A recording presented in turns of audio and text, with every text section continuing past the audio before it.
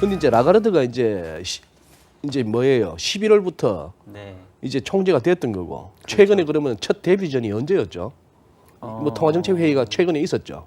네, 지난주에 22 회의가 있었었죠. 내용은 그다지 뭐 특별한 건 없었지 않습니까?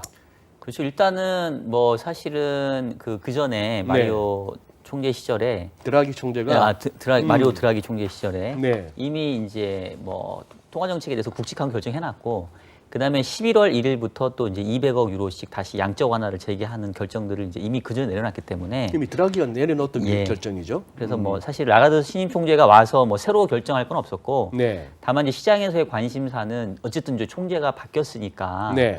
정책의 기조의 어떤 연속성이 보장되겠느냐, 혹시나 조금 색깔이 바뀔 수도 있는 거 아니냐 이런 부분, 그리고 또 우리가 한번 얘기했던 것 같은데 이제 이른바 루키의 실수.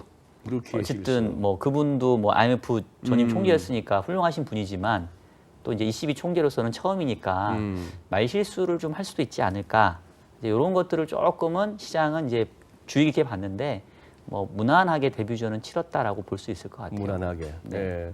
근데 그 얘기는 뭐예요? 자기가 비둘기도 매도 아닌 현명한 부엉이가 되겠다고? 지난번에 우리 박정현 박사 나오셔가지고 우리 왜 금통위원 저 임지원 위원 소개하면서 네네. 매도 부엉이도 아닌 그 원이 원앙새 원이라고. 네, 맞아요. 근데 지금 여기는 또 부엉이가 되겠다고? 네네. 근데 뭐 어떻게 보면은 뭐 당연하죠. 그러니까 통화 정책을 담당하는 그런 입장에서 자신의 색깔이 매파 또는 비둘기파라고 이렇게 특정 지어지는 것 자체는 당연히 이 정책의 바이어스가 생길 수 있기 때문에 그렇게 비춰지는 걸 원하지 않을 것 같고 상황에 맞게 유연하게 대처하겠다라는 거를 뭐 애둘러 표현한 게 아닌가 싶고요. 뭐 이제 저희 금통위 위원 중에서도 이제 임지원 그 박사 전임 JP 모건의 이코노미스트 출신인 뭐 그분도 이제 시장에 있었다가 왔기 때문에 뭐 나는 매파다, 나는 비둘기파다, 뭐 이렇게 이렇게 딱 그 사람의 이미지가 각인되는 것 자체가 상당히 앞으로 통화 정책을 펴는 데 있어서도 제약 조건이 걸리니까 당연히 그런 어떤 편견을 갖기 싫었을 거고, 뭐 일개 금통위원도 그런데 뭐 일개는 아니지만 지금 이제 라가르드 총재가 됐으니까 향후에 이제 ECB의 통화 정책이 어떻게 흘러갈 건지를 우리가 이제 예측하고 그거에 따라 시장이 움직일 텐데 나는 뭐 색깔이 확실해요라고 얘기를 해버리면 통화 정책 상당히 제약 조건이 걸리겠죠. 더군다나 지금 ECB는 통화 정책의 수단들이 사실은 이제 많지 않잖아요. 현재로서는 예, 이제 뭐 ECB뿐만 아니라 다른 나라도 마찬가지지만 이미 뭐 기준금리 예치금리라고 일컬어지는 기준금리가 뭐 마이너스 0.5에 가 있고 또 양적 완화를 다시 재개한 상황이고 사실은 카드가 많이 남아 있지 않기 때문에 통화 정책적인 측면에서 실제 액션을 취할 수 있는 카드뿐만 아니라 이제 어떤 버벌이라던가 또 향후에 뭐 포워드 가이던스 형태로 향후 정책에 대한 어떤 힌트를 준다던가 이제 이런 것도 어떤 통화 정책의 수단으로 사용할 수 있을 거거든요. 네. 근데 이제 그런 측면에서 봤었을 때는 자신의 색깔을 완벽하게 드러내기보다는 조금은 감추고 상황에 따라서 유연하게 대처할 수 있다라고 이렇게 뭔가 대중에게 얘기를 하는 게 훨씬 더 향후의 정책을 펼쳐나가는데 본인에게 유리하지 않겠냐. 그래서 뭐 그런 측면에서는 뭐 당연한 그런 어떤 얘기였지 않나 싶습니다. 그리스 같은 경우는 이제 결국 예전에 그렇게 진짜 뭐랄까 천덕꾸러기였던 네. 많이 회복된 것 같아요. 엄청나죠. 뭐 한때 그리스 국채가 거의 사실상 부도 상태까지 맞아요. 가는데 예. 지금 그리스 국채 10년 금리 최근에 보고 깜짝 놀랐는데 뭐 그게 거의 미국채 수익률 수준이에요. 예, 뭐 네. 1%도 안 되는 수준까지 아마 그 정도 수까지 내려왔을 거예요.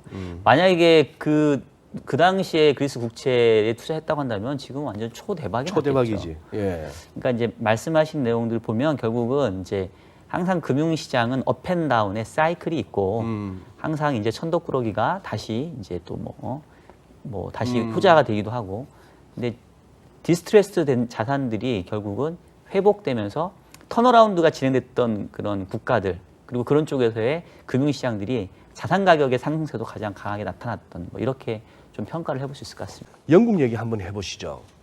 자, 그러면은 얘들이 지금 참 지겨운데 누구는 그래도 막 2020년이 아니고 2120년이나 가면 될까 하는데 그럼 지금 1월 말에 야들이 나가는 겁니까? 그러니까 정확하게 얘기하면 그 이제 보리스 존슨 네. 현재 총리. 총리가 이제 보수당을 이끌고 있잖아요. 네. 그래서 이제 조기 총선을 한 거죠. 네. 다시 한번 이제 어떻게 보면은 브렉시트에 대한 뭐 신임 투표, 불신임 투표, 신임 내지는 불신임을 묻는 투표였다고 볼 수 있겠고, 이제 보수당이 압승을 하면서 이제 사람들의 생각은 말씀하셨던 것처럼 지겹다. 이 브렉시트가 되냐 안 되냐 자체도 지겹고 빨리 결정을 내고, 지금 이제 브렉시트가 투표했던 날이 2016년 6월이에요. 그래요, 맞아. 그러니까 벌써 지금 3년이 넘어간 거죠. 지금. 그렇죠. 그러니까 그리고 원래는 브렉시트가 진행이 됐었어야 되는데 뭐 몇 번이나 데드라인을 계속 늦췄잖아요.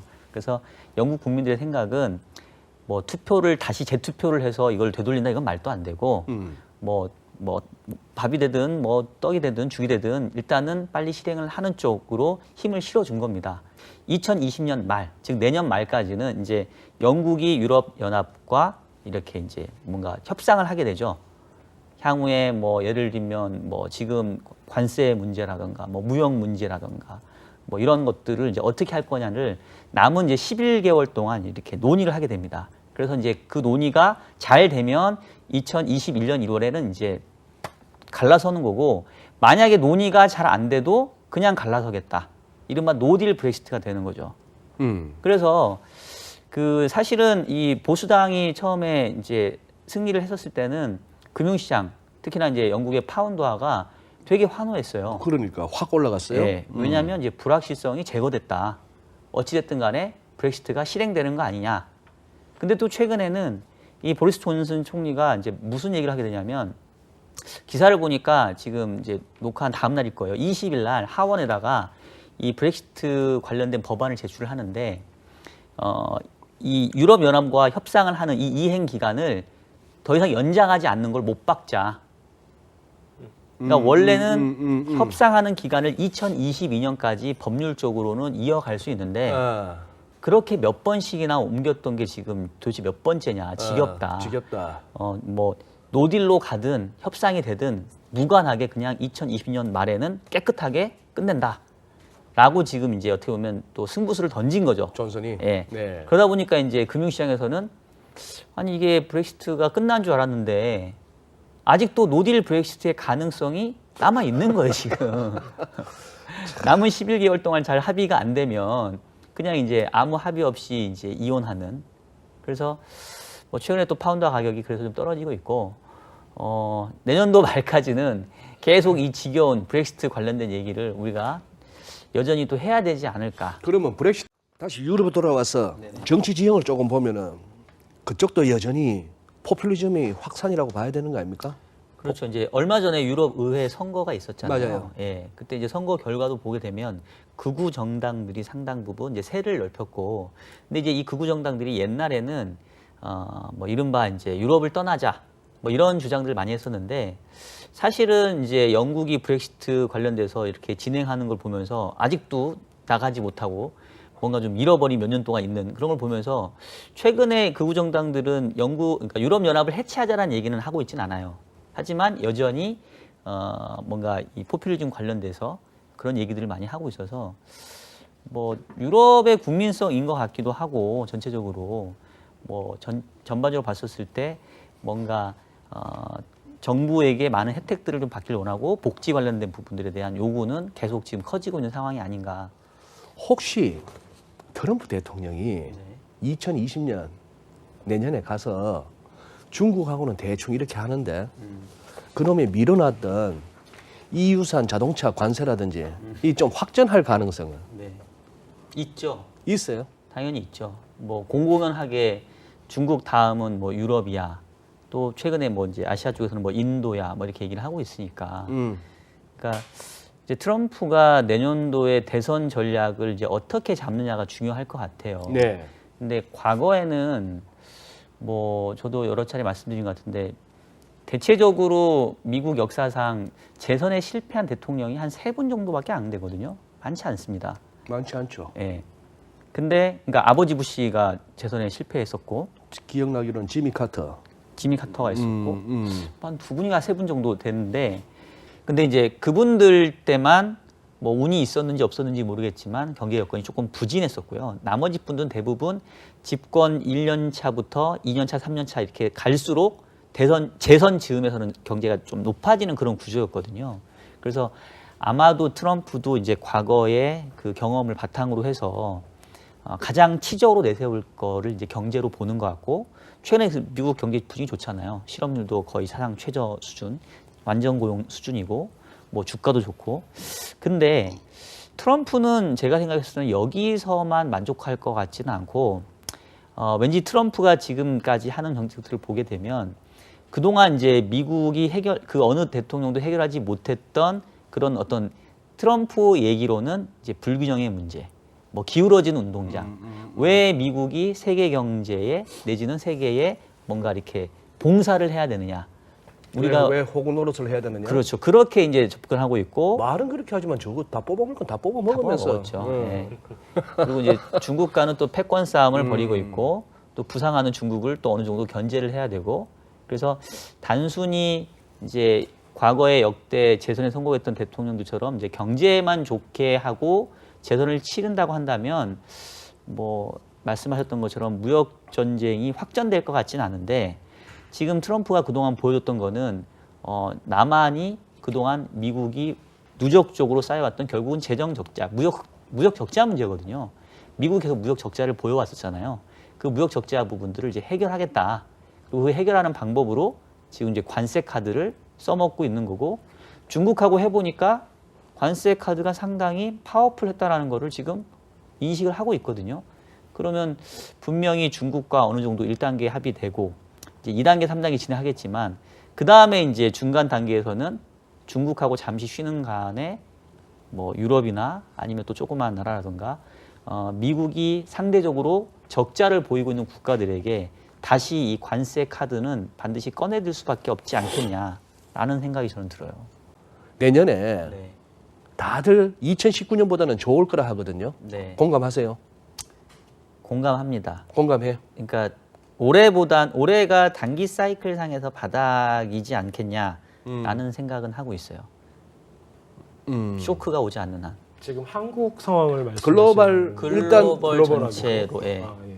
그러니까 왜 그러냐면 이제 사실 이게 이제 다 엮여 있는 건데 뭐 자연스럽게 이제 뭐 결국 또 내년도 시장이 어떻게 될 거냐 예, 뭐 예. 이런 얘기를 우리가 또 해야 예. 될 것 같은데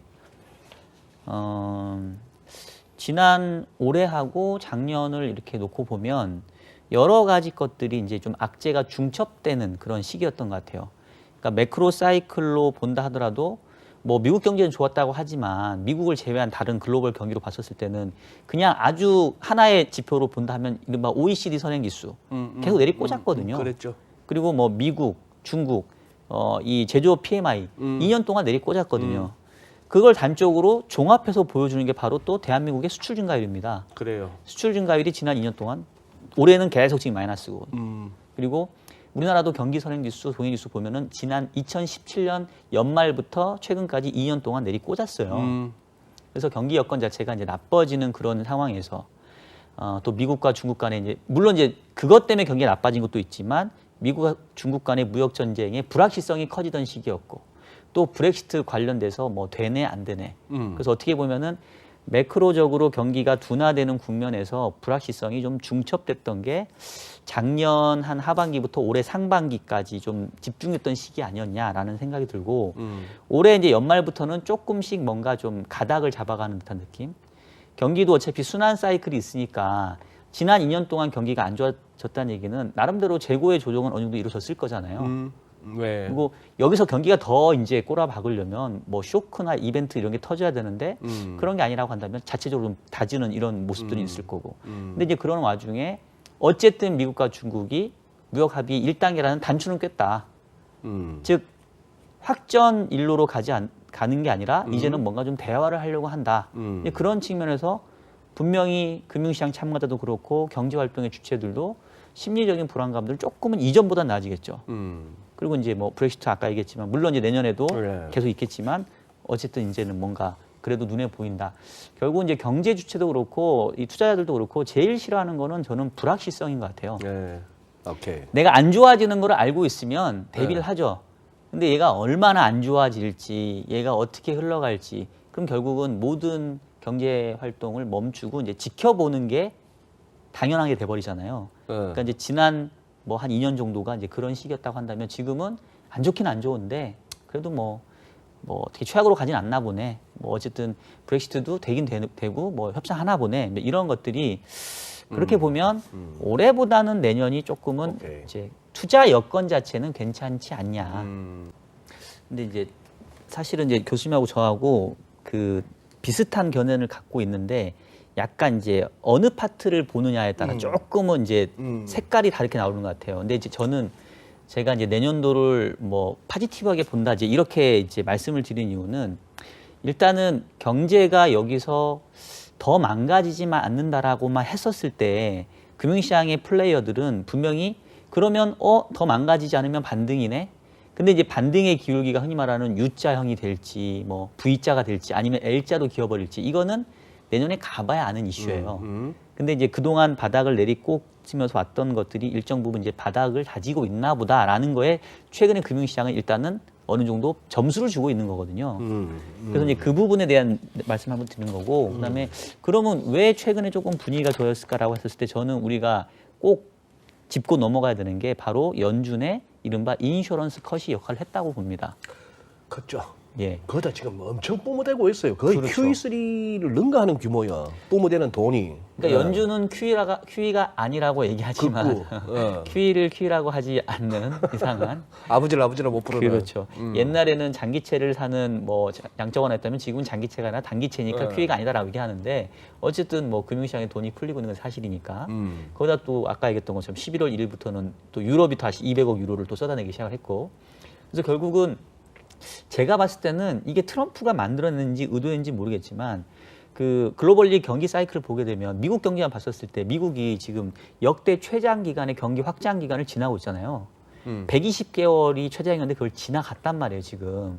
근데 그게 가능했던 이유는 과거에 보면 결국은 경제 사이클을 만들어냈던 거는 저는 제가 봤을 땐 통화 정책이라고 보거든요. 그러니까 만약에 트럼프가 이렇게 윽박지르지 않고 그냥 연준이 불과 작년 지금 이맘때 시점으로 돌아가 보면 마이웨이를 외쳤단 말입니다. 12월까지도 금리를 인상을 하고 2019년에도 금리를 더 인상할 것 같은 뉘앙스를 풍겼죠. 왜냐하면 중립금리 수준을 한 3% 잡아놨으니까.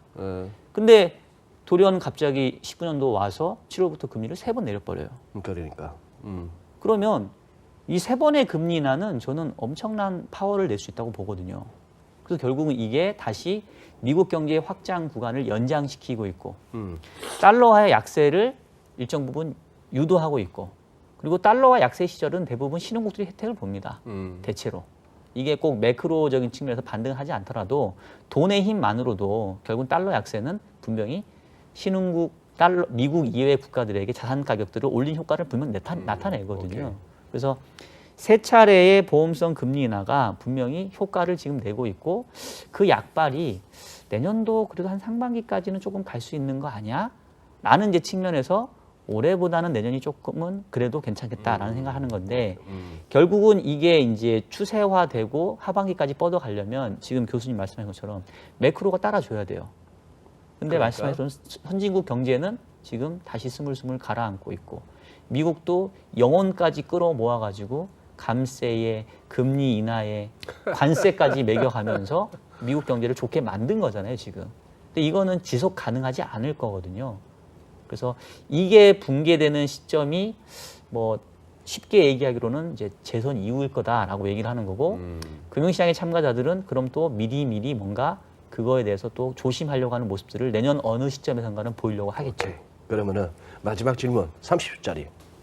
시장에서 지금 SK하이닉스하고 삼성전자는 위클리나 먼슬리 차트를 이렇게 보면 거의 전고점 다 와가서 차트쟁이들 말하는 더블탑 거의 다 완성 단계거든요. 전고점을 뚫었나? 뚫었죠.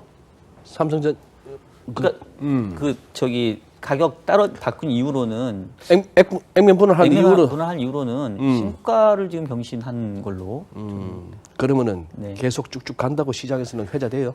그러니까 걔들이 가면 지수는 가거든. 그렇죠. 딴 거는 못 가더라도. 그러니까 이제 결국은 이제 외국인의 또 뭐 역할이 중요할 것 같은데 지난 보면은 뭐 11월 7일부터 뭐 12월 언제까지 한 21일 영업일 동안 5조를 팔아냈잖아요. 예. 그 중에 절반이 삼성전자 하이닉스였어요. 근데 지난주부터 또 갑자기 또 사기 대가마. 시작했는데 한 1조 샀거든요. 그게 또 역시 삼성전자야. 삼성전자 하이닉스입니다. 그러니까 철저하게 외국인은 미안하지만 대한민국에 관심이 없고요. 그냥 하이닉스와 삼성전자, 즉 반도체 산업에 반도체 관심이 산업에만 있다. 관심이 있는 거예요. 음. 그리고 이제 이 반도체 산업의 키는 결국은 글로벌 교역량. 그리고 오케이. 미국과 중국이 어쨌든 뭐 지금 세부 협의 사항이 안 나와서 우리 모르지만 일정 부분 기존의 관세 부분을 어쨌든 뭐 어느 관세에 부과됐던 걸 낮춰지지만 지금은 어쨌든 간에 절반 정도는 줄여진다고 하니 오케이, 알겠습니다. 그러면 조금 나아지지 않겠냐라는 거를 외부는 이미 배팅을 하고 있는 거고 그게 아직은 조금 더 남아 있는 게 아니냐라는 생각이 좀 들죠. 오케이. 근데 저는 한마디만 덧붙이자면 달러가 지금 약세냐 약세가 아니냐를 그냥 절대 수치로 보는 거는 조금은 우리가 놓칠 수 있는 부분이 있는 것 같아요. 무슨 얘기냐면 사실은 이제 트럼프가 하는 얘기들을 다 종합을 해보면 양립하기 어려운 얘기들을 많이 합니다. 그러니까 미국 경제가 맞아, 그 맞아. 어느 나라보다 좋아요. 근데 네. 달러는 또 약해져야 강세하는 건 된대. 싫어. 네. 또 저금리는 유지해야 돼. 그러니까 어떻게 보면은 유리한 것들만 다 끌어모으고 있거든요. 근데 그럼에도 불구하고 그렇게 트럼프가 말로라도 개입을 하니까 강해져야 될 달러가 저는 안 강해지고 있다고 생각하고 그것만으로 봤었을 때도 미국 경제 입장에서는 분명히 약달러 효과를 내고 있다고 보는 거거든요. 왜냐하면 경제의 그 어떤 성과만 보게 되면 지금 지난 몇 년 동안 특히 올해 미국보다 좋은 나라가 누가 있습니까? 그러면 달러가 이것보다 훨씬 강세로 가도 할 말이 없어요. 할 말이 없는데. 당연하죠. 근데 저렇게 연준의 팔을 비틀고 멘트를 하고 이래서 원래는 달러가 미국 경제나 주변 경제 여건 비교해 봤었을 때는 심지어 이자율 차만 봤었을 때 하더라도 달러가 이보다는 훨씬 강해졌어야 될 것을 저는 지금 정도 수준으로 낮추고 있는 것만으로도 분명히 달러가 약세라고 하는 그거에 보이지 않는 효과를 전 내고 있다고 생각을 하거든요. 네. 그래서 내년도에 달러가 약세로 간다라고 단언하기는 어려워요. 지금보다 더 약세로는. 그렇지만 지금 정도 수준만 유지해도 달러 약세가 내는 본연의 효과들은 저는 얼마든지 낼 수 있다. 왜냐하면 미국 경제나 세계 경제 여건 대비 달러화가 더 강해져야 되는데 그거를 막고 있으니까. 네. 그래서 약간 상대적인 개념들을 좀 봐야 되지 않을까 싶어요. 그래요. 좋은 말씀이시네.